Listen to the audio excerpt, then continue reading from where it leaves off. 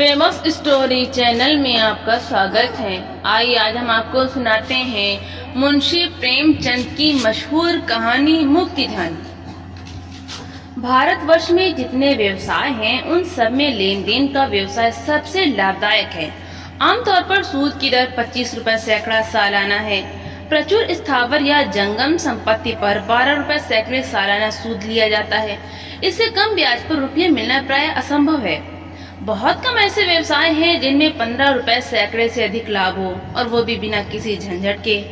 उस पर नजराने की रकम अलग, लिखाई दलाली अलग, अदालत का खर्चा अलग। ये सब रकमें भी किसी न किसी तरह महाजन ही की जेब में जाती हैं। यही कारण है कि यहाँ लेन देन का धंधा इतनी तरक्की पर है। वकील, डॉक्टर, सरकारी कर्मचारी, जमींदार, कोई भी जिसके पास कुछ फालतू धन हो यह व्यवसाय कर सकता है। अपने पूंजी का सदुपयोग का यह सर्वोत्तम साधन है। लाला दाऊ दयाल भी इसी श्रेणी के महाजन थे। वो कचहरी में मुख्तारगिरी करते थे और जो कुछ बचत होती थी उसे 25-30 रुपए सैकड़ा वार्षिक ब्याज पर उठा देते थे। उनका व्यवहार अधिकतर निम्न श्रेणी के मनुष्यों से ही रहता था। उच्च वर्ण वालों से वो चौकन्ने रहते थे, उन्हें अपने यहाँ फटकने ही न देते थे। उनका कहना था, और प्रत्येक व्यवसाय पुरुष उसका समर्थन करता है, कि ब्राह्मण, क्षत्रिय या कायस्थ को रुपए देने से यह कहीं अच्छा है कि रुपया कुएं में डाल दिया जाए। इनके पास रुपया लेते समय तो बहुत संपत्ति होती है, लेकिन रुपया हाथ में आते वो सारी संपत्ति गायब हो जाती है। उस पर पत्नी, पुत्र या भाई का अधिकार हो जाता है, अथवा यह प्रकट होता है कि उस संपत्ति का अस्तित्व ही न था। इनके कानूनी व्यवस्थाओं के सामने बड़े बड़े नीति शास्त्र के विद्वान भी मुंह की खा जाते हैं। लाला दाऊ दयाल एक दिन कचहरी से घर आ रहे थे। रास्ते में उन्होंने एक विचित्र घटना देखी। एक मुसलमान खड़ा अपनी गौ बेच रहा था और कई आदमी उसे घेरे खड़े हैं। कोई उसके हाथ में रुपए रखे देता था, कोई उसके हाथ से गौ की पगहिया छीनने की चेष्टा करता था। किंतु वो गरीब मुसलमान एक बार उन ग्राहकों की मुख की ओर देखता था और कुछ सोचकर पगहिया को और भी मजबूत पकड़ लेता था। गौ मोहिनी रूप थी, छोटी सी गर्दन, भारी पुट्ठे और दूध से भरे हुए थन थे। पास एक सुंदर बलिष्ठ बछड़ा गौ की गर्दन से लगा हुआ खड़ा था। मुसलमान बहुत क्षुब्ध और दुखी मालूम होता था। वो करुण नेत्रों से गौ को देखता और दिल महसूस कर रह जाता था। दाऊ दयाल गौ को देखकर रीझ गए। पूछा, क्यों जी, यह गौ बेचते हो? क्या नाम है तुम्हारा? मुसलमान ने दाऊ दयाल को देखा तो प्रसन्न मुख उनके समीप जाकर बोला, हाँ हुजूर, बेचता हूँ। दाऊ दयाल, कहाँ से लाए हो? तुम्हारा नाम क्या है? मुसलमान, नाम तो है रहमान, पचौली में रहता हूँ। दाऊ दयाल, दूध देती है? मुसलमान, हाँ हुजूर, एक बेला में 3 सेर दूह लीजिए, अभी दूसरा ही तो बेट है। इतनी सीधी है कि बच्चा भी दूह ले। बच्चे पैर के पास खेलते रहते हैं, पर क्या मजाल की सिर भी हिलावे। दाऊ दयाल, कोई तुम्हें यह पहचानता है? मुख्तार साहब को शुबा हुआ कि कहीं चोरी का माल ना हो। मुसलमान, नहीं हजूर, गरीब आदमी हूँ मैं, किसी से जान पहचान नहीं है। दाऊ दयाल, क्या दाम मांगते हो? रहमान ने 50 रुपए बतलाया। मुख्तार साहब को 30 रुपए का माल जचा। कुछ देर तक दोनों ओर से मोल भाव होता रहा। एक को रुपयों की गरज नहीं और दूसरों को गऊ की चाह। सौदा पटने में कोई कठिनाई न हुई। 35 रुपया पर सौदा तय हो गया। रहमान ने सौदा तो चुका दिया, पर अब भी वो मोह के बंधन में पड़ा हुआ था। कुछ देर तक सोच में डूबा खड़ा रहा, फिर गऊ को लिए मंद गति से दाऊ दयाल के पीछे पीछे चला। तब एक आदमी ने कहा, अबे, हम 36 रुपए देते हैं, हमारे साथ चल। रहमान, नहीं देते तुम्हें, क्या कुछ जबरदस्ती है? दूसरे आदमी ने कहा, हमसे 40 रुपए ले ले, अब तो खुश हुआ। यह कहकर उसने रहमान के हाथ से गाय को ले लेना चाहा, मगर रहमान ने हामी ना भरी। आखिर उन सब ने निराश होकर अपनी राह ली। रहमान जब जरा दूर निकल गया तो दाऊ दयाल से बोला, हुजूर, आप हिंदू हैं, इसे लेकर आप पालेंगे, इसकी सेवा करेंगे। ये सब कसाई हैं, इनके हाथ में मैं 50 रुपए को भी ना बेचता। आप बड़े मौके से आ गए, नहीं तो ये जबरदस्ती से गऊ को छीन ले जाते। बड़े विपत में पड़ गया हूँ सरकार, तब यह गाय बेचने निकला हूँ, नहीं तो इस घर की लक्ष्मी को कभी न बेचता। इसे अपने हाथों से पाला पोसा है, कसाईयों के हाथ कैसे बेच देता? सरकार, इसे जितनी खरीदेंगे उतना ही यह दूध देगी। भैंस का दूध भी इतना मीठा और गाढ़ा नहीं होता। हुजूर से एक अर्ज और है, अपने चरवाहे को डांट दीजिएगा कि इसे मारे पीटे नहीं। दाऊ दयाल ने चकित होकर रहमान की ओर देखा। भगवान, इस श्रेणी के मनुष्य में भी इतना सौजन्य, इतनी सहृदयता है। यहाँ तो बड़े बड़े तिलक त्रिपुंडधारी महात्मा कसाईयों के हाथ गौएं बेच देते हैं, 1 पैसे का घाटा भी नहीं उठाना चाहते। और यह गरीब 5 रुपए का घाटा सहकर इसलिए मेरे हाथ गौ बेच रहा है कि किसी कसाई की हाथ न पड़ जाए। गरीबों में भी इतनी समझ हो सकती है। उन्होंने घर आकर रहमान को रुपए दिए। रहमान ने रुपए गांठ में बांधे, एक बार फिर गऊ को प्रेम भरी आंखों से देखा और दाऊ दयाल को सलाम करके चला गया। रहमान एक गरीब किसान था और गरीब के सभी दुश्मन होते हैं। जमींदार ने इजाफा लगान का दावा दायर किया था। उसी की जवाबदेही करने के लिए रुपयों की जरूरत थी। घर में बैलों के सिवा और कोई संपत्ति न थी। वो इस गऊ को प्राणों से भी प्रिय समझता था, पर रुपयों की कोई तदबीर न हो सकी तो विवश होकर गाय बेचनी पड़ी। पचौली में मुसलमानों के कई घर थे। अब की कई साल के बाद हज का रास्ता खुला था। पाश्चात्य महासमर के दिनों में राह बंद थी। गांव के कितने स्त्री पुरुष हज करने चले। रहमान की बूढ़ी माता भी हज के लिए तैयार हुई। रहमान से बोली, बेटा इतना सवाब करो, बस मेरे दिल में यही एक अरमान बाकी है। इस अरमान को लिए हुए क्यों दुनिया से जाऊं? खुदा तुमको इस नेकी की सजा फल देगा। मातृभक्ति ग्रामीणों का विशिष्ट गुण है। रहमान के पास इतने रुपए कहाँ थे कि हज के लिए काफी होते, पर माता की आज्ञा कैसे टालता। सोचने लगा किसी से उधार ले लूं। कुछ अब की ऊख पेर कर दे दूंगा, कुछ अगले साल चुका दूंगा। अल्लाह के फजल से ऊख ऐसी हुई कि कभी ना हुई थी। यह माँ की दुआ ही का फल था। मगर किससे लूं? कम से कम 200 रुपए हो तो काम चले। किसी महाजन से जान पहचान भी तो नहीं है। यहाँ जो 2-1 बनिए लेन देन करते हैं वे तो असामियों की गर्दन ही रेतते हैं। चलो लाला दयाल के पास, इन सब से तो वही अच्छे हैं। सुना है वादे पर रुपए लेते हैं, किसी तरह नहीं छोड़ते। लोनी चाहे दीवार को छोड़ दे, दीमक चाहे लकड़ी को छोड़ दे, पर वादे पर रुपए ना मिले तो वो असामियों को नहीं छोड़ते। बात पीछे करते हैं, नालिश पहले। हाँ, इतना है कि असामियों की आंख में धूल नहीं झोंकते, हिसाब किताब साफ रखते हैं। कई दिन वो इसी सोच विचार में पड़ा रहा कि उनके पास जाऊं या ना जाऊं। अगर कहीं वादे पर रुपए ना पहुंचे तो बिना नालिश किए ना मानेंगे। घर बार बैल बदिया सब नीलाम करा लेंगे। लेकिन जब कोई वश न चला तो हार कर दाऊ दयाल के पास ही गया और रुपए कर्ज मांगे। दाऊ दयाल, तुम्ही ने तो मेरे हाथ गौ बेची थी ना? रहमान, हाँ हुजूर। दाऊ दयाल, रुपए तो तुम्हें दे दूंगा, लेकिन मैं वादे पर रुपए लेता हूँ। अगर वादा पूरा न किया तो तुम जानो, फिर मैं जरा भी रियायत न करूंगा। बताओ कब दोगे? रहमान ने मन में हिसाब लगाकर कहा, सरकार 2 साल की मियाद रख लें। दाऊ दयाल, अगर 2 साल में ना दोगे तो ब्याज की दर 32 रुपए सैकड़े हो जाएगी। तुम्हारे साथ इतनी मुरव्वत करूंगा कि नालिश ना करूंगा। रहमान, जो चाहे कीजिएगा, हुजूर के हाथ में ही तो हूँ। रहमान को 200 रुपए के 180 रुपए मिले। कुछ लिखाई कट गई, कुछ नजराना निकल गया, कुछ दलाली में आ गया। घर आया, थोड़ा सा गुड़ रखा हुआ था, उसे बेचा और स्त्री को समझा बुझाकर माता के साथ हज को चला।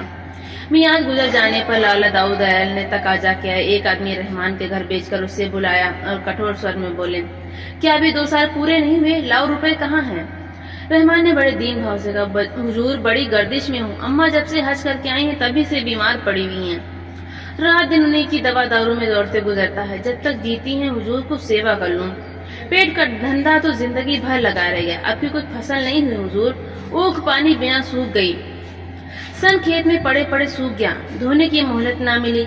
रबी के लिए खेत जोत ना सका, पड़ती पड़े हुए हैं। अल्लाह ही जानता है किस मुसीबत से दिन कट रहे हैं। हुजूर के रुपए कौड़ी कौड़ी अदा करूंगा। साल भर की और मोहलत दीजिए। अम्मा अच्छी हुई और मेरे सिर से बला टली। दाऊ दयाल ने कहा, 32 रुपए सैकड़े ब्याज हो जाएगा। रहमान ने जवाब दिया, जैसी हुजूर की मर्जी। रहमान यह वादा करके घर आया तो देखा माँ का अंतिम समय आ पहुंचा है। प्राण पीड़ा हो रही है। दर्शन बदे थे सो हो गए। माँ ने बेटे को एक बार वात्सल्य दृष्टि से देखा, आशीर्वाद दिया और परलोक सिधारी। रहमान अब तक गर्दन तक पानी में था। पानी सिर पर आ गया। इस वक्त पड़ोसी से कुछ उधार लेकर दफन कफन का प्रबंध किया, किंतु मृत आत्मा की शांति और परितोष के लिए जकात और फातिहे की जरूरत थी। कब्र बनवानी जरूरी थी। बरादरी का खाना, गरीबों का खैरात, कुरान की तिलावत और ऐसे ही कितने संस्कार करने पर आवश्यक थे। मातृ सेवा का इसके सिवा और कौन सा अवसर हाथ आ सकता था।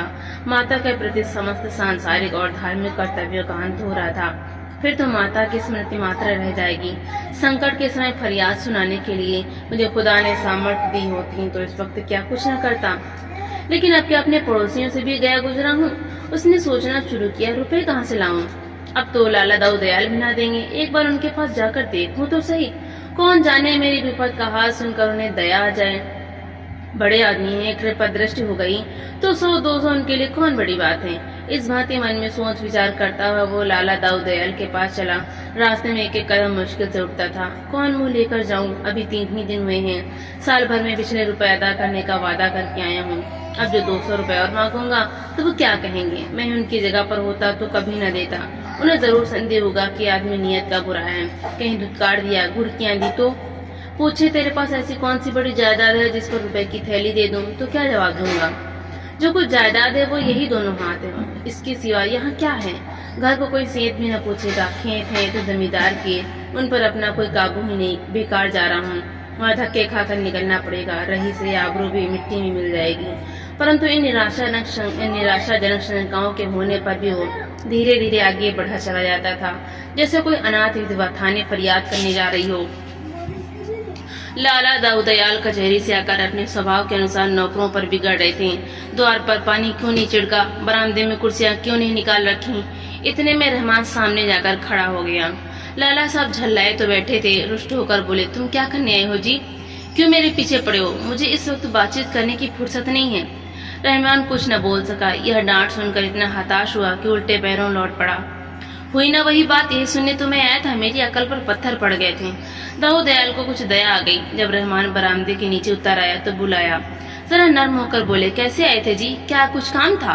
रहमान, नहीं सरकार, यूं ही सलाम करने चला आया था। दाऊ दयाल, एक कहावत है, सलाम में रोस्ताए बेगरज नेस्त। किसान बिना मतलब की सलाम नहीं करता, क्या मतलब है कहो। रहमान फूट फूट कर रोने लगा। दाऊ दयाल ने अटकल से समझ लिया इसकी माँ मर गई। पूछा, क्यों रहमान, तुम्हारी माँ सिद्धार्थ तो नहीं गई। रहमान, हाँ हुजूर, आज 3रा दिन है। दाऊ दयाल, रोना, रोने से क्या फायदा, सब्र करो, ईश्वर को जो मंजूर था वो हुआ। ऐसी मौत पर गम न करना चाहिए। तुम्हारे हाथों उनकी मिट्टी ठिकाने लग गई, अब और क्या चाहिए। रहमान, हुजूर कुछ अर्ज करने आया हूँ मगर हिम्मत नहीं पड़ती। अभी पिछला ही पड़ा हुआ है और अब किस मुंह से मांगूं। लेकिन अल्लाह जानता है कहीं से एक पैसा मिलने की उम्मीद नहीं, और काम ऐसा आ पड़ा है कि अगर ना करूं तो जिंदगी भर पछतावा रहेगा। आपसे कुछ कह नहीं सकता, आगे आप मालिक हैं। यह समझ कर दीजिए कि कुएं में डाल रहा हूँ। जिंदा रहूंगा तो एक एक कौड़ी मैं सूद के अदा कर दूंगा, मगर इस घड़ी नहीं ना कीजिएगा। दाऊ दयाल, 300 तो। रहमान, गरीब परवर अल्लाह दे तो 2 बीघे ऊख में 500 आ सकते हैं। अल्लाह ने चाहा तो मियाद के अंदर आपकी कौड़ी कौड़ी अदा कर दूंगा। दाऊ दयाल ने 200 रुपए फिर दे दिए। जो लोग उनके व्यवहार से परिचित थे उन्हें उनकी इस रियायत पर बड़ा आश्चर्य हो रहा था। खेती की हालत अनाथ बालक की सी है। जल और वायु अनुकूल हुए तो अनाज के ढेर लगे, इनकी कृपा न हुई तो लहलहाते हुए खेत कपटी मित्र की भांति दगा दे गए। ओला और पाला, सूखा और बाढ़, टिड्डी और लाही, दीमक और आंधी से प्राण बचे तो फसल खलिहान में आई, और खलिहान से आग और बिजली दोनों ही का बैर है। इतने दुश्मनों से बची तो फसल नहीं तो फैसला। रहमान ने कलेजा तोड़कर मेहनत की, दिन को दिन और रात को रात न समझा। बीवी बच्चे दिलो जान से लिपट गए। ऐसी उख लगी कि हाथी घुसे तो समा जाए। सारा गांव दांतों तले उंगली दबाता था। लोग रहमान से कहते, यार आपकी तुम्हारे पाँव 12 हैं, हरे दर्जे 700 कहीं नहीं गए, अब की बेड़ा पार है। रहमान सोचा करता, अब की ज्यों ही गुड़ के रुपए हाथ आए सब के सब ले जाकर लाला दाऊ दयाल के कदमों पर रख दूंगा। अगर वो उसमें से खुद 2-4 रुपए निकाल कर देंगे तो ले लूंगा, नहीं तो अब की साल और चूनी चोकर खाकर काट दूंगा। मगर भाग के लिखे को कौन मिटा सकता है। अगहन का महीना था। रहमान खेत की मेट पर बैठा रखवाली कर रहा था।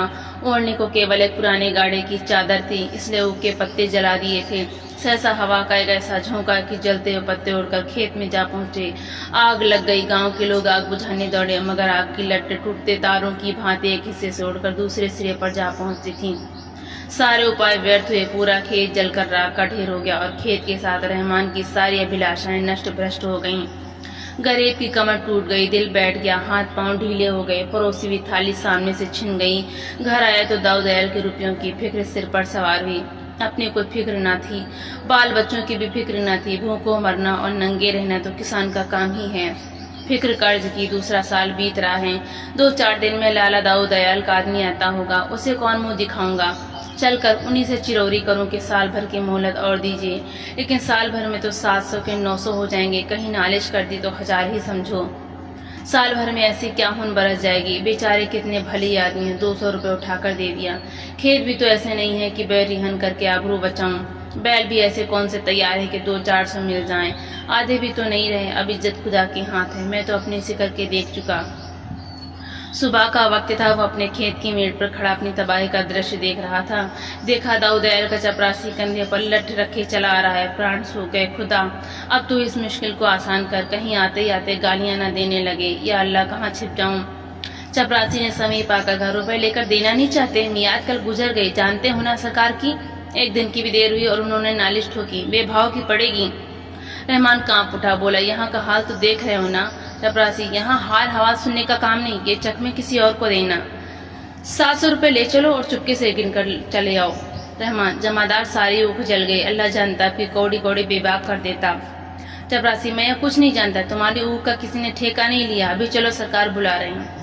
यह कहकर चपरासी उसका हाथ पकड़कर घसीटता हुआ चला। गरीब को घर में जाकर पगड़ी बांधने का मौका न दिया। 5 कोस का रास्ता कट गया और रहमान ने एक बार भी सिर न उठाया। बस रह रहकर या अली मुश्किल कुशा उसके मुंह से निकल जाता था। उससे अब इस नाम का भरोसा था। यही जब हिम्मत को संभाले हुए था, नहीं तो शायद वो वहीं गिर पड़ता। वो नैराश्य की दशा को पहुंच गया था जब मनुष्य की चेतना नहीं, उपचेतना शासन करती है। दाऊद द्वार पर टहल रहे थे। रहमान जाकर उनके कदमों पर गिर पड़ा और बोला, खुदा बंद, बड़ी विपद पड़ी हुई है। अल्लाह जानता है कहीं का नहीं रहा। दाऊद, क्या सब वो खुजल गई। रहमान, हुजूर सुन चुके हैं क्या। सरकार जैसे किसी ने खेत में झाड़ू लगाती हो। गांव के ऊपर ऊख लगी हुई थी, गरीब परवर। यह दैवी आफत ना पड़ी होती तो और तो नहीं कह सकता, हुजूर से उरीन हो जाता। दाऊद, अब क्या सलाह देते हो या नालिश कर दूं। रहमान, हुजूर मालिक हैं, जो चाहे करें। मैं तो इतना ही जानता हूँ कि हुजूर के रुपए सिर पर हैं और मुझे कौड़ी कौड़ी देनी है। अपनी सोची नहीं जाती। 2 बार वादे किए, दोनों बार झूठा पड़ा। अब वादा ना करूंगा। अब जो कुछ मिलेगा लाकर हुजूर के कदमों पर रख दूंगा। मेहनत मजदूरी से पेट और तन काट कर जिस तरह से हो सकेगा आपके रुपए भरूंगा। दाऊद ने मुस्कुराकर कहा, तुम्हारे मन में इस वक्त सबसे बड़ी कौन सी आरज़ू है। रहमान, यही हुजूर के आपके रुपए अदा हो जाए। सच कहता हूँ हुजूर, अल्लाह जानता है। दाऊद, अच्छा तो समझ लो कि मेरे रुपए अदा हो गए। रहमान, अरे हुजूर, यह कैसे समझ लो। यहाँ ना दूंगा तो वहां तो देने पड़ेंगे। दाऊद, नहीं रहमान, अब इसकी फिक्र मत करो। मैं तुम्हें आजमाता था। रहमान, सरकार ऐसा ना कहे। इतना बोझ सिर पर लेकर ना मरूंगा। दाऊद, कैसा बोझ जी। मेरा तुम्हारे ऊपर कुछ आता ही नहीं। मगर कुछ आता भी हो तो मैंने माफ कर दिया। यहाँ भी वहाँ भी। अब तुम मेरे एक पैसे के भी देनदार नहीं हो। असल में मैंने तुमसे जो कर्ज लिया था वही अदा कर रहा हूँ। मैं तुम्हारा कर्जदार हूँ। तुम मेरे कर्जदार नहीं हो। तुम्हारी गऊ अब तक मेरे पास है। उसने मुझे कम से कम 800 रुपए का दूध दिया है, 2 बछड़े नफे में अलग। अगर तुमने यह गौ कसाईयों को दे दी होती तो मुझे इतना फायदा क्यों कर होता। तुमने उस वक्त 5 रुपए का नुकसान उठाकर गौ मेरे हाथ बेची थी। वो शराफत मुझे याद है। उस एहसान का बदला चुकाना मेरी ताकत से बाहर है। जब तुम इतने गरीब और नादान होकर एक गौ की जान के लिए 5 रुपए का नुकसान उठा सकते हो तो मैं तुम्हारी 100 गुनी हैसियत रखकर अगर 400-500 रुपए माफ कर देता हूँ तो कोई बड़ा काम नहीं कर रहा हूँ। तुमने भले ही जानकर मेरे ऊपर कोई एहसान ना किया हो, पर असल में वो मेरे धर्म पर एहसान था। मैंने भी तो तुम्हें धर्म के काम ही के लिए रुपए दिए थे। बस हम तुम दोनों बराबर हो गए। तुम्हारे दोनों बछड़े मेरे यहाँ हैं। जी चाहे लेते जाओ, तुम्हारी खेती में काम आएंगे। तुम सच्चे और शरीफ आदमी हो। मैं तुम्हारी मदद करने को हमेशा तैयार रहूंगा। इस वक्त भी तुम्हें रुपयों की जरूरत हो तो जितने चाहो ले सकते हो। रहमान को ऐसा मालूम हुआ कि उसके सामने कोई फरिश्ता बैठा हुआ है। मनुष्य उदार हो तो फरिश्ता और नीच हो तो शैतान। ये दोनों मानवीय वृत्तियों ही के नाम हैं। रहमान के मुंह से धन्यवाद के शब्द भी ना निकल सके। बड़ी मुश्किल से आंसुओं को रोककर बोला, हुजूर को इस नेकी का बदला खुदा देगा। मैं तो आज से अपने को आपका गुलाम ही समझूंगा।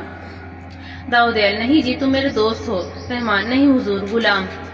दाऊद, गुलाम छुटकारा पाने के लिए जो रुपए देता है उसे मुक्ति धन कहते हैं। तुम बहुत पहले मुक्ति धन अदा कर चुके। अब भूल कर भी यह शब्द मुंह से न निकालना। तो दोस्तों, आपको यह कहानी कैसी लगी लाइक करें, ज्यादा से ज्यादा शेयर करें और कमेंट करके हमें जरूर बताएं। और इसी तरह की हिंदी साहित्य की कहानी सुनने के लिए हमारे चैनल को सब्सक्राइब करना बिल्कुल न भूलें।